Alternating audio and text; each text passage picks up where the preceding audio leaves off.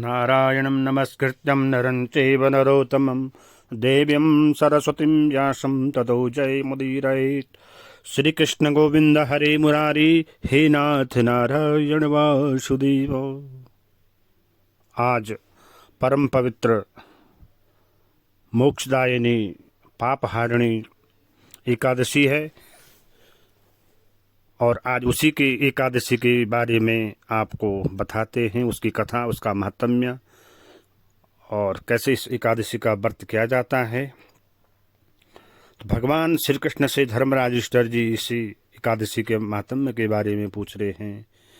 युधिष्ठिर महाराज जी पूछ रहे हैं कि भगवान श्री कृष्ण, आपने मुझे चैत्र कृष्ण पक्ष की एकादशी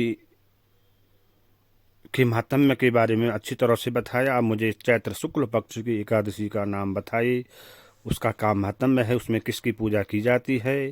तो भगवान श्री कृष्ण कह रहे हैं, हे धर्मराज, चैत्र शुक्ल पक्ष में जो एकादशी है उसका नाम एक कामदा एकादशी है, जो समस्त मनोकामनाओं को पूर्ण कर देती है, इसीलिए इसका नाम कामदा नाम की एकादशी है। ब्रह्म हत्या आदि पापों तथा पिचास आदि योनियों में पड़े जीवों के दोषों को नाश करने वाली इस एकादशी को पढ़ने से और सुनने से और इसका व्रत करने से वाजपेयी यज्ञ का फल प्राप्त हो जाता है और साथ ही इसमें प्रेतत्व भाव भी नष्ट हो जाता है। एकादशी के व्रत में प्रातःकाल उठें और ब्रह्म मुहूर्त में उठ करके नित्य नैमित्तिक क्रिया से निवृत्त होकर के भगवान का षोडशोपचार पूजन करें। तत्पश्चात भगवान का श्रृंगार करते हुए भगवान को नाना प्रकार के फलों का भोग लगाएं। अष्टाक्षर और द्वादशाक्षर मंत्र का उसमें उच्चारण करें, मंत्र जाप करें, एकादशी की कथा सुने, विष्णु सहस्त्र नाम का पाठ करें और साथ में दिन भर व्यर्थ के वार्तालाप से दूर रहें। साथ ही इस एकादशी में कहा जाता है कि रात्रि जागरण का बड़ा महत्व है और द्वादशी के दिन इसका पारण करते हुए ब्राह्मणों को अन्नदान दक्षिणा दान देते हुए स्वयं व्रत का पारण करें। ये व्रत की विधि है। अब कथा इस प्रकार से आती है। भगवान श्री कृष्ण कह रहे हैं कि प्राचीन काल में भोगीपुर नामक एक नगर था। वहां पर अनेक ऐश्वर्यों से युक्त एक पुंडरीक नाम के एक राजा राज्य करते थे और भोगीपुर नगर में अनेक अप्सराएं, किन्नर तथा गंधर्व भी वास करते थे। उनमें से एक जगह ललिता और ललित नाम के दो स्त्री पुरुष गंधर्व अत्यंत वैभवशाली घर में निवास करते थे और उन दोनों में आपस में बड़ा स्नेही था। उनका काम क्या था? वो राज दरबार में नाच गान करते थे। वो अलग होने पर एक दूसरे से बहुत व्याकुल हो जाते थे। एक दिन क्या होता है, गंधर्व ललित दरबार में जाकर के गाना गाता है, लेकिन उसकी पत्नी वहां पे नहीं होती है और अचानक उसे गाना गाते गाते अपनी पत्नी की याद आ जाती है। उससे उसका स्वर बिगड़ जाता है, ताल बिगड़ने लगती है और इस त्रुटि को वहां पे जो राजा की सभा में करकट नाम का नाग था वो जान लेता है और वो राजा को बता देता है। राजा को ललित पर बड़ा क्रोध आया और राजा ने तुरंत उस गंधर्व को कहा कि तुम क्या हो, राक्षस हो जाओ। जब उसकी प्रियतमा ललिता ने यह वृतांत सुना और देखा कि उसका पति ललित प्रेत बना हुआ है, राक्षस बना हुआ है, तो वो रात दिन उसी के आगे पीछे जहाँ वो जाती वहाँ राक्षस योनि में घूमता, वो भी उसी के साथ जाती। और एक दिन क्या होता है, बड़ी दुखी रहती है। एक दिन उस के दुखी मन को देखने के लिए क्या क्या उसने कि कैसे मेरे पति का ये राक्षस योनि से मुक्ति मिले, वो किस एक जंगल में गई जहाँ पे सिंह नाम के ऋषि रहते थे और उनको प्रार्थना करती है। तब सिंह ऋषि कहते हैं कि हे देवी, तुम कौन हो, यहाँ पे किस लिए आई हो?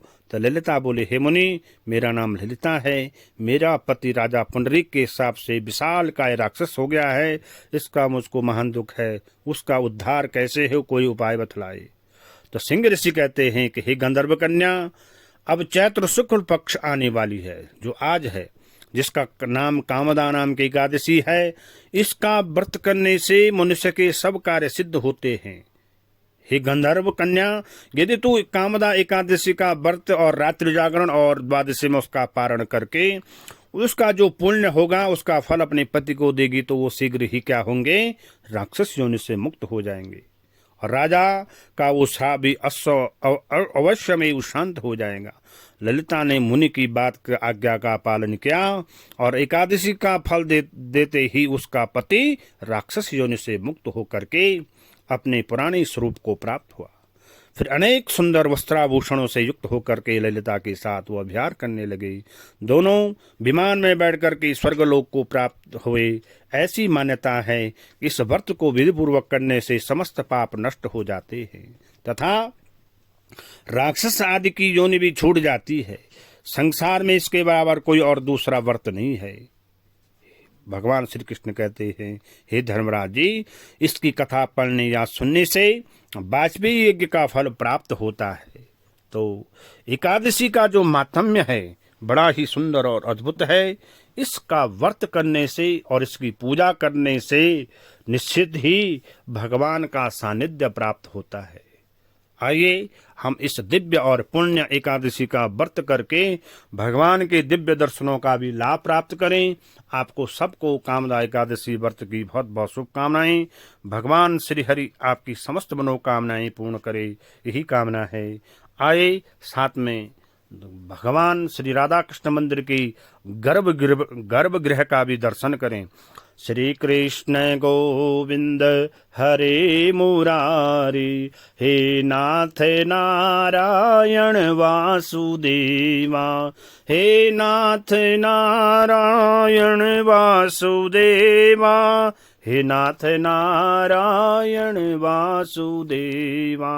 श्री कृष्ण गोविंद हरे मुरारी, हे नाथ नारायण वासुदेवा। पितुमात स्वामी सखा हमारे, हे नाथ नारायण वासुदेवा। श्री कृष्ण गोविंद हरे मुरारी, हे नाथ नारायण वासुदेवा। अच्युतं केशवं राम नारायणं, कृष्ण दामोदरं वासुदेवं हरि, श्रीधरं माधवं गोपिकावल्लभं, जानकी नायकं श्रीरामचन्द्रं भजे, श्रीकृष्णचन्द्रं भजे। बोल बांके बिहारी लाल की जय, जुगल जोड़ी सरकार की जय, एकादशी मैया की जय, बद्री विशाल भगवान की जय, जगन्नाथ भगवान की जय, द्वारिकाधीश भगवान की जय, भगवान श्री रामेश्वर भगवान की जय। जय जय श्री राधे, जय जय श्री राधे। बोल बांके बिहारी लाल की जय।